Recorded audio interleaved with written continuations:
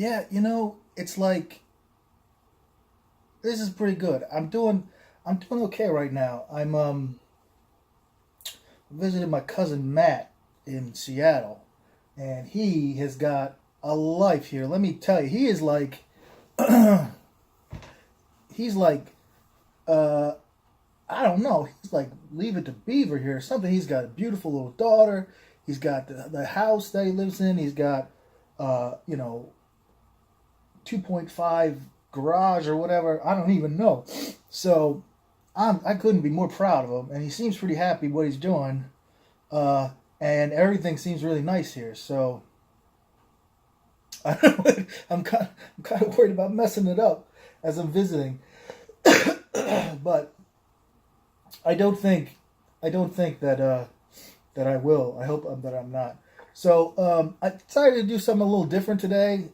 Since this is my first time, I'm hanging out at his place, and I'm just kind of like I don't have any like pressure on me like I do at home, and I don't have any like concerns that I have to be somewhere else, and I'm just kind of like sitting here and like tweeting and having like a fun time, and like I got a little overly with some of my some of my tweets, and I'm worried that they're good ideas, but they're like way out there, and like I'm just worried that people are going to start thinking I'm weird.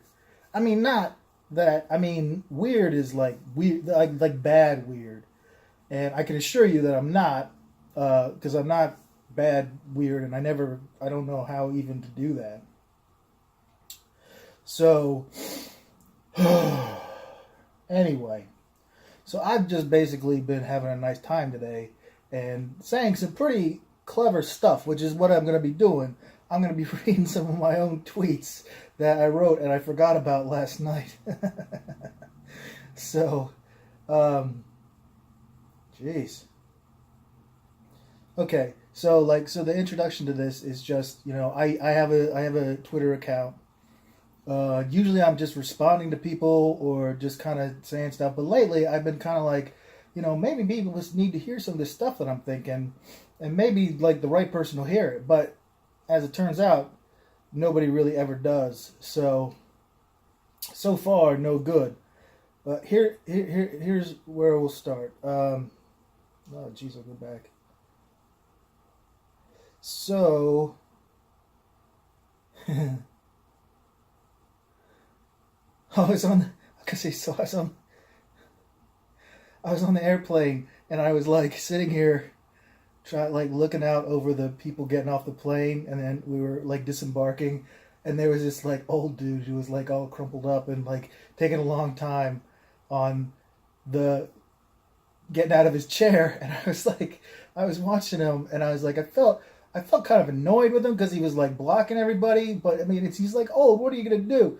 And then I just realized, like, that was pretty uncharitable, and like, I realized why that was, and I wrote, oh no, I just realized Stan Lee was like the last reason to tolerate old people, because I knew that there was at least one useful old person out there who is Stan Lee, who's in cameos in all these movies, and he's awesome, and now he's gone. Just like I don't know, like maybe whatever happens, like if Ed Asner dies, that's going to be a certain kind of old guy that I'm not going to be able to handle either anymore because there won't be any proof that there's a guy as cool as Ed Asner out there.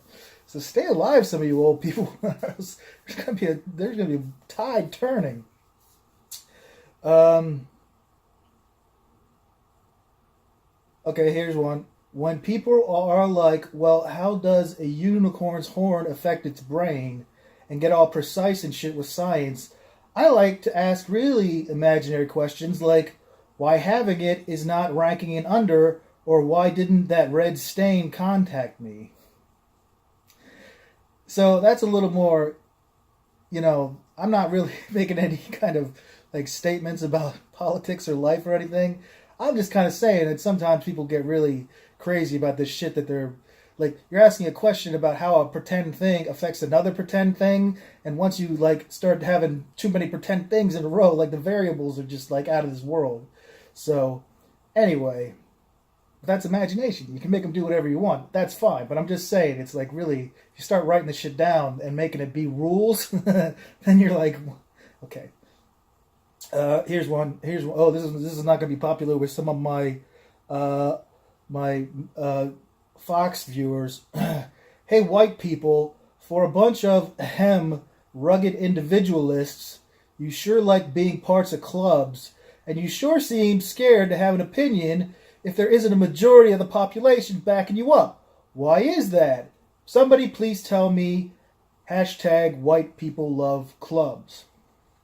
I didn't get any responses for that either. I thought that one was pretty good.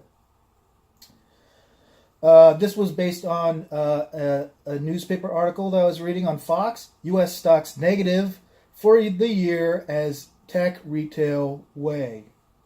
So basically all the stocks have tanked, and so now the world, now all the good stuff that happened in the past year has just been destroyed on things. So I wrote, wow, well, way to go, guys. Way to fuck up the one useless thing you were so proud of. Anything else on this delicious Make America Great Again Golden Corral buffet of bad bullshit? Oh, okay, I guess I'll just keep waiting. That was sarcasm on par. That was like first par. Okay. This next one. Trump won't visit troops in war zones because he's afraid people want to kill him. Report. This is almost too easy. This is like too easy and self-evident. But I wrote, what's the problem? He's afraid? That's why he can't visit the troops? He's too chicken shit? Mm-hmm.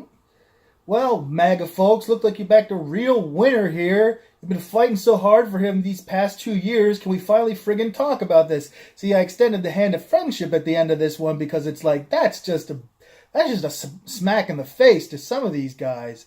Like, some of these guys have been backing him this whole time because of the whole military thing. And like, if he didn't even stand up for that, that's that's pretty bad. So, jeez. So what I'm saying is like, okay, guys, you backed the wrong horse. Let's stop being stubborn and let's just like shake hands and say, look, we'll start over. That's all I'm saying at this point. You guys, but I mean, a lot of other people, I know that you think a lot of other people are going to be like, oh yeah, well here, you can have, you have to smell my butt. You have to smell my stinky butt crack before I'll let you back into the union or whatever. And like, that's the way that it always is. But I'm saying no harm, no foul. At this point, he's only hurt a bunch of people, and I mean, indirectly he's killed a bunch of people, but not directly. So, or maybe he has, but basically what I'm saying is, like, it's going to be too late at some point, but it's not too late yet. And so that's maybe what he should be thinking about. Here's one I liked. I like this one. This was me being real socialist. And I bet a lot of people, if they saw my posts, I'm starting to think nobody ever reads these, because some of these are just like, you would have, like, how on earth do you read these things and not go, what the fuck? I need to yell at this guy, or I need to like post this, or I need to like have a conversation about this. Like, I don't get it. So here you go. I said, hey folks, you should just totally help random people on Twitter with money to their PayPal account to get an actual surprise thank you. It feels really, really amazing, and it really brightens up a person's day. And who knows? Maybe you'd be the next person to get something if you're like a really nice person. Do you see what I'm saying? Like, say, find the nicest person that you know and give them a YouTube gift of like whatever. Or a PayPal gift, I mean. And then, and then maybe you'll end up being like the nicest person, and suddenly you're sitting on like 1,000, maybe you're sitting on $1 million. Maybe if 1 million people think you're their nicest person they know, you'll have $1 million. But if a lot of people think you're assholes, you're not going to have anything. It could be this constant thing to find out, oh, I guess it could be like the thing to find out who's the nicest person in America. That would be really crappy. That would be a terrible thing to lay on the American people. Okay. And then I retweeted that because I thought of it again. And I thought, okay, here's me saying, it's hard to stay ahead of the curve with ideas that haven't already been thought. I was worried watching Ready Player One last night for a minute that it might use up all the new ideas, or even new ways to use old ones. Like, I was really worried about that. And then I said, from now on, if you talk to a person about the time machine DeLorean, you'll have to specify if it's the one from Back to the Future or Ready Player One. That's like, like that'll be like, oh man, the time DeLorean is so cool. And the person will be like, well, what do you mean? Is it cool because Marty McFly took it back to 1985? Or is it cool because this dude in this movie used it to like drive around? Like that was his cool car to have. That was the car that he was so clever to think of. And like, that's, that's weird, isn't it? That can't really happen again unless there's like a parody movie. You know how they make those like the parodies of the Scream movies? Like they made a parody of this, and then you could just tack another layer onto it, and that'd be fine. And then somebody would like write a dissertation on that, and then tack another layer on. So, yeah, unless they're parody of Ready Player One or even a sequel. But yeah, actually, you could do that and keep extending all the collective memes. So that's good, if you want to. Or at least to keep us away from trying to invent impossible things, quote unquote, because if we actually did that, we might shut the universe down. This is me get a little weird here, but basically what I was saying is that, like, as long as we can keep retreading old stuff into new stuff, that's fine. But if we start getting frustrated with doing that, eventually we're going to try to start making new stuff that can't exist. And when things can't exist, that could be bad. Right. So, that's a little bit far-fetched. Okay.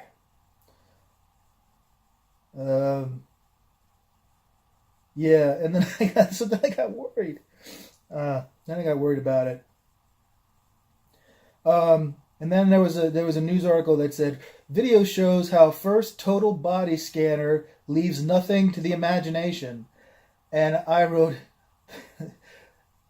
The byline should be, so what? Says literally the rest of the planet other than the United States.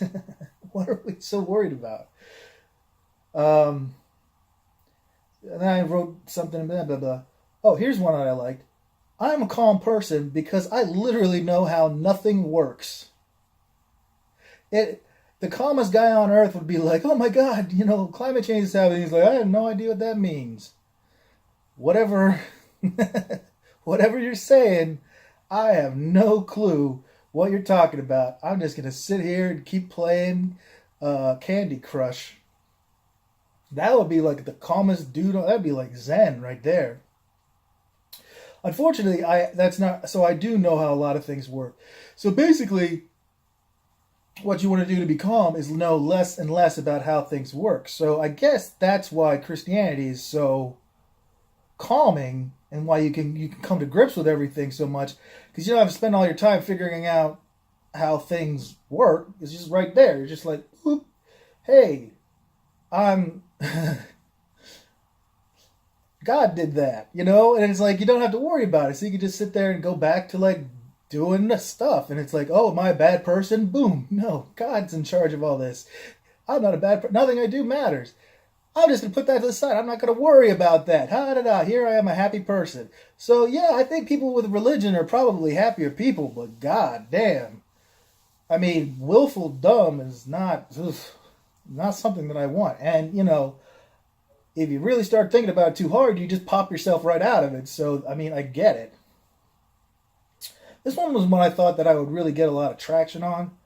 I haven't yet, but then I never do, so... maybe. It says, wine tasters. You guys missed a trick when you were coming up with bullshit reasons why fermented grapes taste different from one another. Why use mouthfeel or fruity when you could have used Deville's palate pluck or quab, pronounced using all its different ways at once. It's spelled Q-U-O-M-B, and then you just pronounce it with all the... So basically it comes out like quab fart noise because you're trying to say all those different pronunciations of OMB at once, like womb and bomb and tomb and ohm. All right. Yeah, it's too much for you guys. This is great. I was listening. God, I've heard this song so many times because I've got this this thing on my. I got this thing on my. I listen to Pandora, right? So I have this one radio station on there that one day I just wrote in like Rocky training montage, and like so then I spun off from that. I just really wanted to hear the one from Rocky 4. So I was listening to it, and then the next song on it was like AC/DC, and then it was like a bunch of different stuff. But one of the songs that keeps playing over and over on again is James Brown's "Living in America," and there's this part where he's like, "Living in America," he's doing that like manly grunt that he does, and then then he gets down to this one point in this song, and I just thought it was more manly grunts, but I finally heard he's actually saying, and he's saying, "Eat your heart out, Eddie Murphy," and I was like, "Fuck, that is really cool."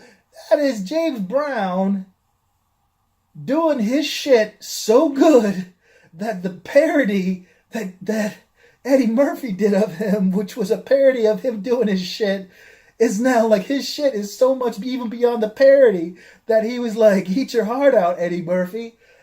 Because Eddie Murphy was doing parodies of him on Saturday Night Live during that period. And I think that's the greatest Easter egg I've ever found in a song. And I'm sure everybody else knows that, but I didn't know that. I think that's awesome. Here's my new rule for life. Don't give the real assholes an excuse to be assholes. You know they'll take it. They're assholes.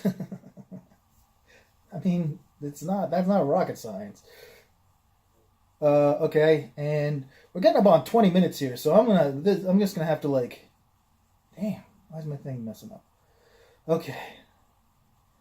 So then they're talking about Ivanka Trump and her personal emails and stuff, and like one of the quotes is from a white dude with no hair. He says, "It's hypocritical and certainly looks bad."